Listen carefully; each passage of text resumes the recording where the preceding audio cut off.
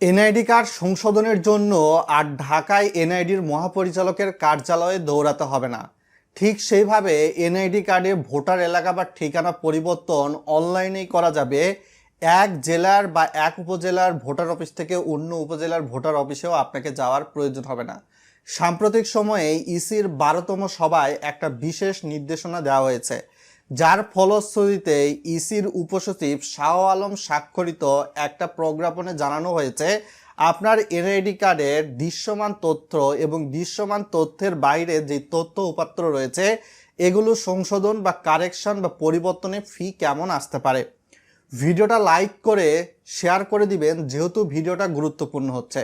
সাম্প্রতিক সময়ে এনআইডি কার্ডের বয়স পরিবর্তনটা 3 বছরের বেশি বা কম, 5 বছর, 7 বছর, 8 বছর বা 10 বছরের বেশি কম বয়স পরিবর্তন করে কারেকশন করতে চাইলে আপনার উপজেলা এবং জেলার উপর নির্ভর করে কিন্তু বিশেষ করে একটা নির্দিষ্ট কর্মকর্তাকে এই দায়িত্বটা দেওয়া হয়।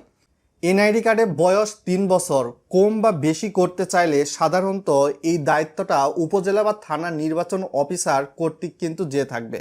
বিশেষ করে নির্বাচন কর্মকর্তাই দায়িত্বটা পেয়ে থাকবে এবং 1 থেকে 6 নাম্বার ডকুমেন্ট যা লেগেছে সেগুলো লাগবে। এর বাইরেও চলে এসে আপনি ডকুমেন্টসগুলো দেখতে পাচ্ছেন। এরপরে এনআইডি কার্ডে আপনার বয়সটাকে যদি 5 বছর কমাতে বা বাড়াতে চান, এই দায়িত্বটা পেয়ে থাকবে অতিরিক্ত জেলা নির্বাচন কর্মকর্তা অফিসার, অর্থাৎ আপনার উপজেলা থেকে তখন জেলায় কিন্তু যেতে হবে। তো আপনার এনআইডি কার্ডের বয়সটা 7 বছরের কম বা বেশি পরিবর্তন করতে চাইলে এই আবেদনটা পেয়ে থাকবে সিনিয়র জেলা নির্বাচন অফিসার বা জেলা নির্বাচন অফিসার। এবং এক্ষেত্রে 1 নাম্বার ডকুমেন্টস থেকে আপনার কিন্তু দেখতেই পাচ্ছেন 9 নাম্বার ডকুমেন্টস, সিভিল সার্জন কর্তৃক বয়স প্রমাণের রেডিওলজিক্যাল টেস্টের প্রমাণপত্রও কিন্তু আপনাকে দিতে হবে। সাধারণত এনআইডি কার্ডে যে দৃশ্যমান তথ্যগুলো রয়েছে, আপনার নিজের নাম, পিতামাতার নাম, বয়স, আপনার ঠিকানা, এনআইডির ব্যাকে, এই ধরনের তথ্যগুলো দৃশ্যমান তথ্য পরিবর্তনে প্রথমবার আপনার আবেদন ফি কিন্তু চলে আসবে অলমোস্ট 230 টাকা সরকারি ভ্যাটসহ। দ্বিতীয়বার যদি এই দৃশ্যমান তথ্য সংশোধন বা কারেকশনের আবেদন করেন তাহলে কিন্তু অলমোস্ট আপনার 345 টাকা, আর তৃতীয়বার বা এর পরবর্তীতে দৃশ্যমান তথ্য কারেকশন বা সংশোধনে ফি কিন্তু অলমোস্ট প্রায় 460 টাকার মতো চলে আসবে। সরকারি ভ্যাট এখানে সংযুক্ত রয়েছে।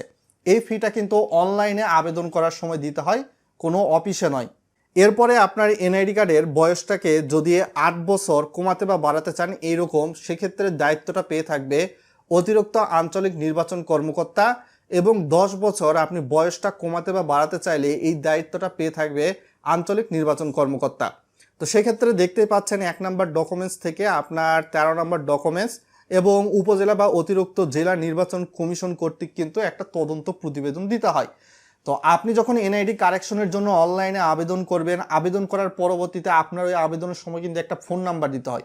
ওই ফোন নাম্বারে মেসেজ আসে যখন আপনার কারেকশনের জন্য এই দায়িত্বপ্রাপ্ত কর্মকর্তা পেয়ে থাকবেন আপনার এই আবেদনটা। সেই ক্ষেত্রে কিন্তু দেখা যাবে যে আপনার উপজেলা বা জেলার যে নির্বাচন কমিশন অফিস রয়েছে সেখান থেকে আপনার ওই নাম্বারে ফোন বা মেসেজ দেওয়া হবে যেই নাম্বার এনআইডি কারেকশনের সময় অনলাইনে দিয়েছিলেন। সো ওই নাম্বারটা সচল রাখবেন এবং ওই নাম্বারে যখন আপনার কল বা এসএমএস আসবে সেক্ষেত্রে আপনি উপজেলা বা জেলা নির্বাচন কমিশন অফিসে চলে যাবেন। অনলাইনে কেউ টাকা দাবি করলে এগুলা দিবেন না। সো এই বিষয়টা কিন্তু এখন ভালো একটা বিষয় হয়ে দাঁড়িয়েছে।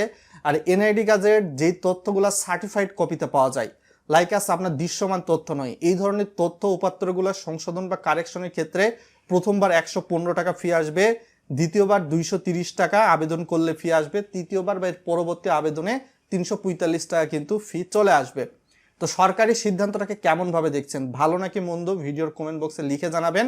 আর এনআইডি কারেকশনের আপনার বয়সটা পরিবর্তন বা সংশোধনের এই যে আবেদনের ক্ষেত্রে কি কি ডকুমেন্টস লাগবে স্ক্রিনে দেখতে পেয়েছেন। এই বিষয়টা যদি না বোঝেন, এই যে লাস্টে একটা ভিডিও দিচ্ছি, সেই ভিডিওটা ফুল কন্টিনিউ করলে আপনারা বিস্তারিত বুঝতে এবং জানতে পারবেন। এনআইডি কার্ডে সাধারণত আপনার ভোটার এলাকা বা ঠিকানা পরিবর্তনের ক্ষেত্রে আপনার nidservices.gov.pd এই পোর্টালে গিয়ে কিন্তু আবেদন করতে হবে। এই আবেদনের ক্ষেত্রে কোনো ধরনের ফি বা খরচ কিন্তু আপনাকে দিতে হবে না, তবে যথাযথ ডকুমেন্টস অনলাইনে সাবমিট করতে হবে।